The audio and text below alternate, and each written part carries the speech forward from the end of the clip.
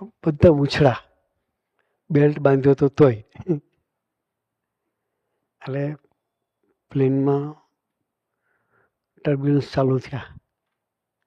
એક દીકરી પોતાના આઈપેડ પર કંઈક ગેમ રમતી હતી, જે કંઈ કરતી હતી.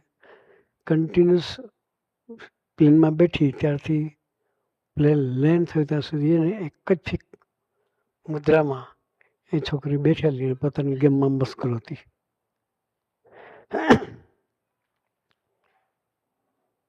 ટર્બ્યુલન્સ ઓછા થયા, પ્લેન સ્થિર થયું, લેન્ડ થયું, ત્યારે બધાને હાશ થઈ. હાશ સુખરૂપ પહોંચ્યા. પછી બધાને વિચાર કે આ છોકરી જ્યારથી પ્લેનમાં બેઠી છે એટલા ટર્બ્યુલન્સ આવ્યા છતાં એ એની મસ્તીમાંથી બહાર નીકળી નથી. Vote the reason?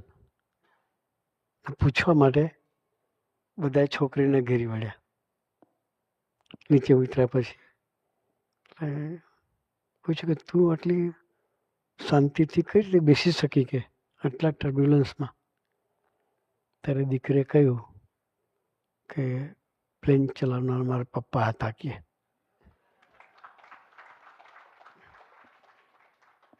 પ્લેન ચલાવનાર મારા પપ્પા હતા એટલે મને ખબર હતી મને કશું થવાનું નથી. એવી નિશ્ચિંતતા જોઈએ. એના માટે મંદિરો.